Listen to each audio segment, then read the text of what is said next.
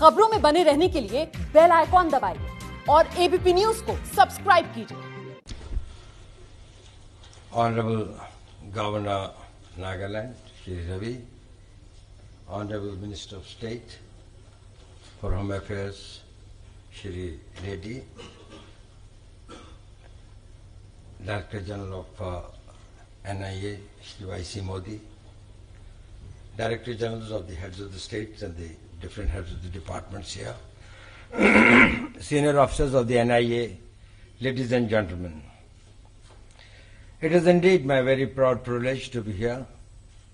Actually, our Honorable Home Minister had to come here in the morning and we were all waiting for his coming, but there was some very urgent task for which he couldn't come, and he has sent his best wishes for this conference, and he also asked me to convey to all of you that is, he's keeping a very, very close this thing about the NIA's activities, and he's quite satisfied about the good work that you're doing, but he still feels that there's plenty that can be done and there's greater challenges that lay ahead for you.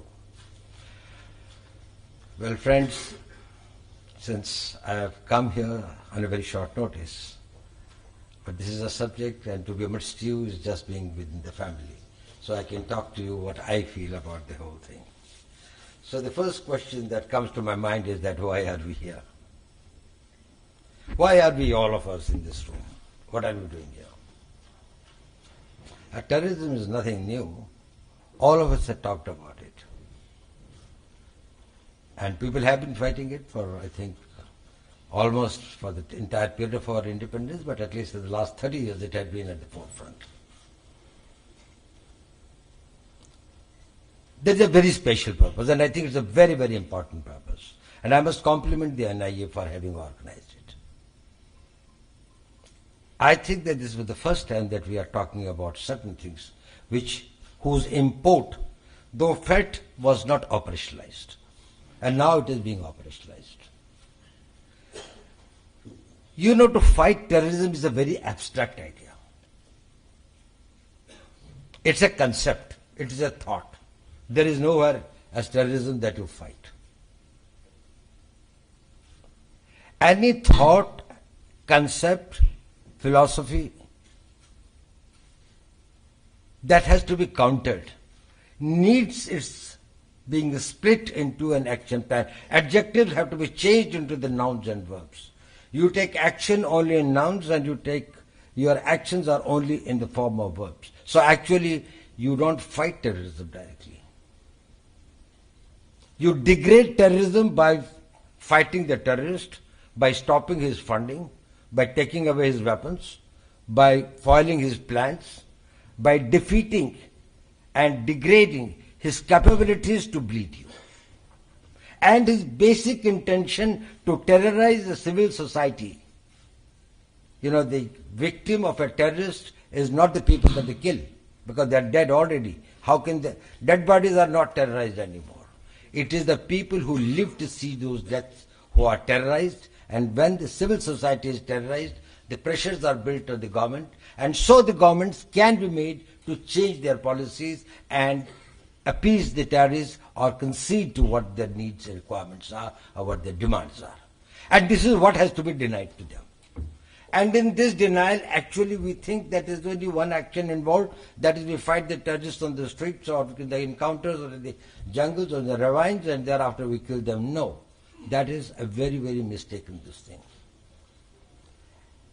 Terrorism is fought under 3 different silos. And all these 3 are most important. The first and the most vital is to know who is the terrorist. What is he planning? Who are his targets? Where is he getting his weapons? Where is he stored them? Who is giving them money? Who are their overground supporters? Which are the countries, if at all there are any foreign-sponsored terrorism? And we know that today terrorism is one of the phenomena that is supported and gets its support and sustenance from the sources abroad. So it is very important first to know about terrorism. That is a wide field and a branch by itself. But then the point is this, the knowledge is not sufficient. What do we do with that knowledge? So we have to take action on that knowledge. And then it is the terrorists that we try to degrade, we try to neutralize. It is their weapons that we try to seize. It is their sanctuaries that we try to destroy. It is their training centers and others that we try to target. So the whole gambit of activities that go in the field of what we call as a physical action. But it doesn't end here. There are a large number of knowledge that is left and the evidence that is left that has got to be taken, particularly in a democracy, to the court of law, and we have got to find that what action we can take against those people who are either left out, who have been providing them shelter, support, ideological guidance, and also some of them who have been the active members of these terrorist groups. This is the most important aspect which in the long run finishes terrorism. Proactive and a preventive intelligence only leads to your taking the counteractions that will minimize their activities or that will be able to contain the degradation that or the harm that they can do. Physical action only counters what is present. But what is future ultimately is decided by what the investigations in these cases are do, what in the court of law we are able to see, and we are able to establish them as the criminals. And this is what we are here for. We are here to, one of the problems of fighting terrorism is this, that these three silos do not merge with each other. They work not in tandem, but work separately, even when they work very, very efficiently, what the army might be doing in J&K, and probably what RNAW might be doing or IB might be doing in some other theaters, and what the NIA might be doing, probably where is the connect? And most importantly, what all of you are doing in your respective states, that is the most important thing, because you are the first responders. You are the first people actually who face at the cutting edge level the terrorism. You are the one who fight it and who also bear the brunt of it. And the responsibility of saving the civil society lies squarely on your shoulders. And that is the main target of the terrorists. So the role of the states is extremely important, and here in the next 2 days, what I would expect, and I am very sure that with the very stalwarts and very experienced people here, try to focus on what is there that we can contribute to each other. When you work in convergence and you complement each other, it is not something that you add to each other, you multiply, that becomes a force multiplier and not a force additional. It does not only add to this thing, it multiplies it. I am very happy that most of the states are now having their ATS and the STFs and other specialized things who have got the dual advantage, and that was my own view for a very long time. That is, could there be that the country could have one single counter-terrorist agency which could have all the three components integrated and merged with that, but for some reasons that hasn't happened. But in the states, your STFs are collecting some amount of the intelligence also, and they are taking physical action, and if they can contribute also to the investigation of the cases, probably that will help. Now I'll tell you how it is important. And I won't take too much time because you are all experienced officers, you understand. Actually, the process of investigation or the evidence starts getting collected right from the time when the intelligence people are collecting their intelligence, either through the physical sources or through the technical sources or through the human assets. The only thing is this, for the sake of the success of the operation and secrecy, it cannot be shared. But the fact that they have got to be made like this thing, that this is a very potential source of evidence at some stage. If one of my sources brings a diary to me, and in which he shows all the details of the plans and the numbers and their telephone numbers and connectivity, probably I think it is my seized property or it is my property, this thing like that, and I work on that. We do not think it has got a great evidentiary value sometime, and it has got to be utilized. In what way it can come, how it will this thing, that will have got to be seen. But anyway, that's only preliminary. But thereafter, even when the physical action takes place, there is plenty on the scene. which either gets destroyed or ignored.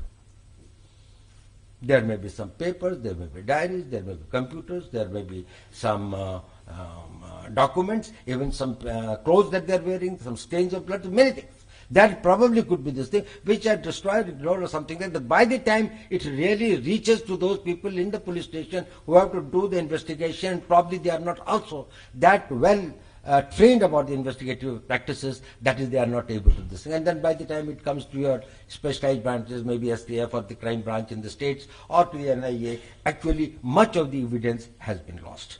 So it is very important that the this aspect of it, that the investigation also is also the most and the final this thing on which we have to fight and defeat terrorism. But this also has got another point. Let the people sitting in this room talking about terrorism not think that they are only investigators. They are soldiers against terrorism. You are as much, whether you are posted here or you are posted in the BSF or ITBP or CRP or any other organizations fighting terrorism anywhere.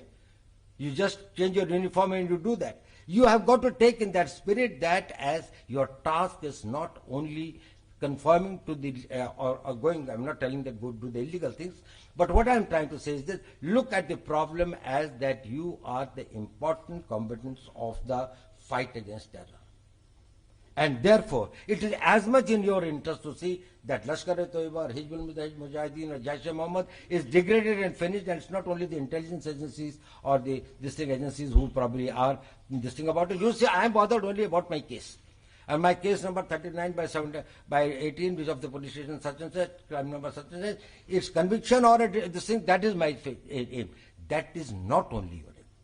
Your aim is much beyond that. Because there are many other things which are connected to that. Do you know the impact that the NIA has been able to make on the Kashmir terrorism is more than any other agency has been able to do in the recent this thing.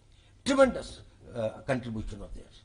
The way that they went against the money cases, the money laundering cases, the separatists, the various people and others. Now they took it in the right spirit, that is through the legally permissible methods and the proper processes and the procedures. They have followed the cases very diligently and very intelligently, and they have pursued the matters, which has put the pressure at the right places. And the persons who were the mercenaries or the persons who were being paid by the foreign agencies, they probably had to control their activities or stop their activities to some extent. But their efforts have not abandoned, they are continuing, and therefore the challenge continues. Now, why is it a challenge? It is a challenge for three reasons. After all, it's like any other crime. At the end of it, when NIA investigates a crime, it is like any other crime, which is, it may be a heinous crime, but it is a crime investigation. So what makes it specially challenging, a special challenge? First is this, that the terrorism in India and also in many parts of the world, here in India, it is a state-sponsored terrorism. Now, when I say state-sponsored, it is not only that they provide the recruits, they provide training, they provide weapons, they provide ideological things, they give them intelligence, they say the targets and others. No, more than that. They also give them the higher degree of deniability and the resources and the technology by which the investigation agencies are not able to figure them out or degrade them or find their tentacles, because that can seriously impair and weaken the movement. So the state sponsorism, you know, it is just like if a criminal, as it is a dreaded criminal, I think I'll have just a word.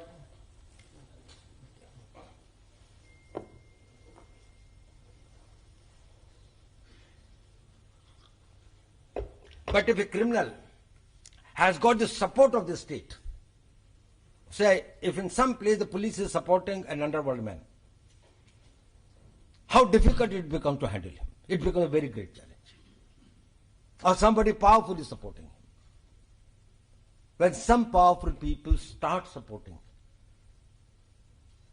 a state starts supporting the criminals, and some of the states have mastered their this thing and that. And here, in our case, the Pakistan has made it as a part of its, as an instrument of state policy. So that makes it a very great challenge. The second is the technology. The accessibility of the high technology makes the evidence and collection of evidence very, very difficult or more complex. The third is the approach of the judiciary is to treat the terrorism cases at par with the cases of ordinary crimes. They apply the same benchmarks and the standards. Building up the evidence, for example, say in a case you can get many eyewitnesses. Where do you bring the eyewitnesses in terrorism cases? Firstly, there are very few eyewitnesses. These are not the things that are done. And secondly, who will dare himself and take the thing of it? He, his family, this thing. It is very, very difficult for any ordinary citizen to come in the court of law and depose against a dreaded Jaish-e Mohammed or a Lashkar-e-Toiba terrorist. So these are the things which makes it the great challenge, and that's why I compliment all of you and I compliment the NIA that they have withstood this challenge and have been able to bring about those successes and glories in the future of it.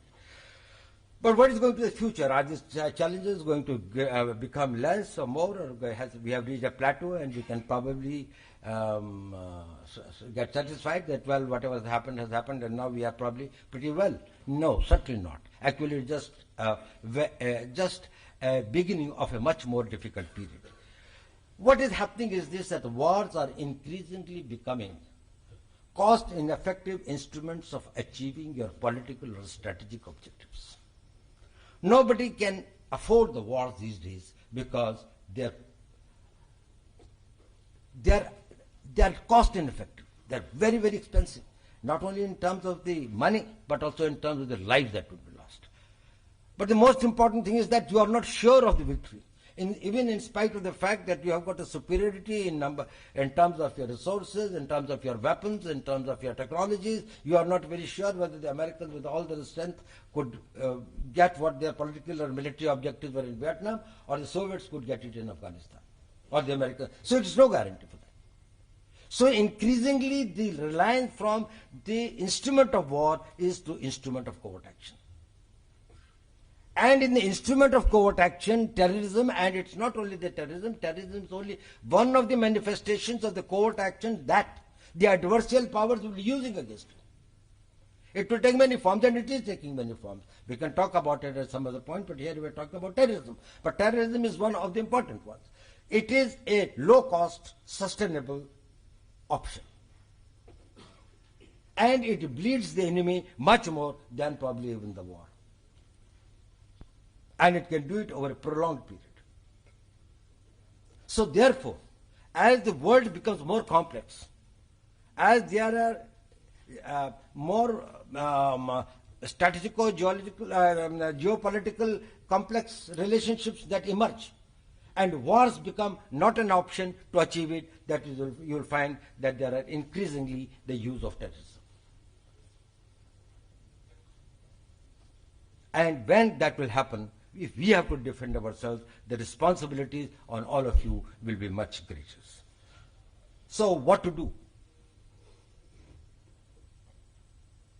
I think this is what should be the focus of your conference here. Come out with some specific, doable, something within the time frame that can be done, with the timelines, who should be doing what.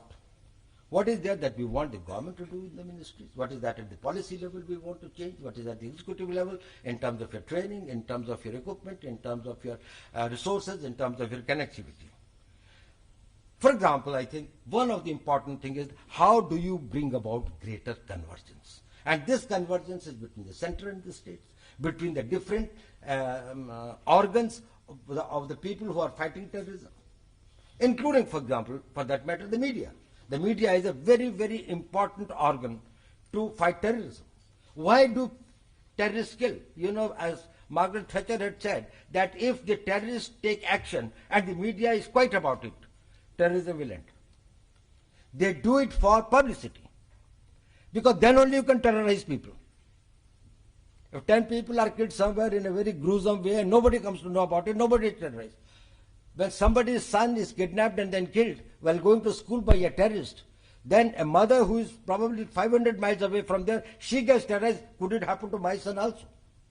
But if it doesn't know about it, it doesn't happen. Is it that is we have to change our media policy, we have to be more transparent with them, tell them and take them into confidence? Since we can't tell them many things, and since we don't tell them many things, they probably speculate and at times give us the information and carry the information, which creates terror in the society rather than prepare the society to fight terror. So the perception management is also an important part. There are many other aspects that you will have to see. Is there that anybody who is dealing with the terrorism, there has got to be somebody authorized and trained to interact with the media and let them the first to give their idea, give their facts of what exactly had happened and in what way it has happened, why it has happened and what can be done and what the government is doing about it. Probably they will be very supportive. Whenever you have taken them into confidence, they are very, very supportive. Because they want the society to know the right thing. Everybody has known that the bomb blast has taken place. And they say, if you don't give them any figure, well, they think that probably 500 have died. You tell them, no, only 2% have died. Yesterday there was, I think, one small infructuous blast, which actually couldn't take place. It was on the CRP, this thing, probably it had gone about 200 meters away, ahead, before the blast physically took place.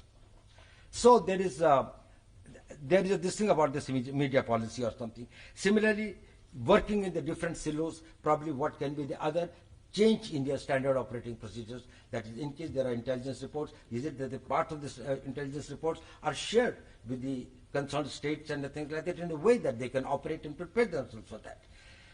Similarly, about the use of technologies, building about your data banks, sharing of the data banks. I hope that now that the new grid is coming up and now that the greater connectivity among the police forces, that will improve the matter.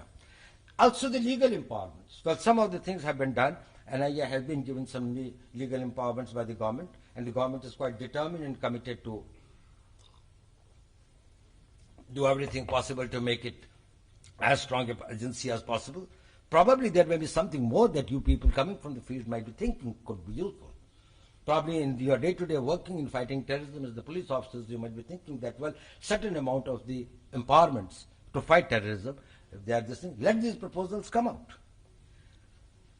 And let me tell you one thing, that is, terrorism is not only one thing that you fight. There are many, many aspects of the terrorism. It's a gun running, there may be weapons, forging of weapons and making of the weapons, and this thing. Then there are narco-terrorism, that they have got a connectivity with that. Money channels, they are the very important thing. Actually, one of the biggest pressure that has come on Pakistan today is because of the proceedings of the FATF against it. And FATF has created so much of a pressure on them that probably no other action could have taken. If you could collect the information, correct information, sustainable information, a quotable information which can be put up in the international forums and platforms effectively, that is how Pakistan, everybody knows that Pakistan is supporting terrorism, Pakistan is financing terrorism, but the point is that in these forums, it is the evidence that is required. And only you people can distinct. Firstly, you have got the access to this, and secondly, you understand how the information is converted into evidence. And if there is an evidence, how can it be made something that can withstand the scrutiny of law? So you can all contribute in a small way. Probably it can be converted by the NIA. NIA is, I call them in a meeting when we are talking about the whatever is the evidence available. It's not that we are targeting any particular country, but the facts are facts. If we get to know the real facts, it is our duty to put it to the thing, and they are put at the right places in the right forum and in an effective way. And I do think that, well, we should continue our efforts. So depend on the facts, preserve the facts, put them into the formats, don't destroy them, put them into the facts. They may be usable nationally and internationally. Even if we have got to say that, well, Pakistan is sponsoring terrorism, where is the evidence? Don't destroy the evidence. You've got plenty of it. Similarly, in case you have to do the perception management, and you say that, well, the Pakistanis are doing about that, so many Pakistani people who are arrested. There is no harm in giving their identities, giving their plans, giving their this thing to the media. Let the world know about it. Just keeping them into the steel jackets of this thing does only benefits Pakistan.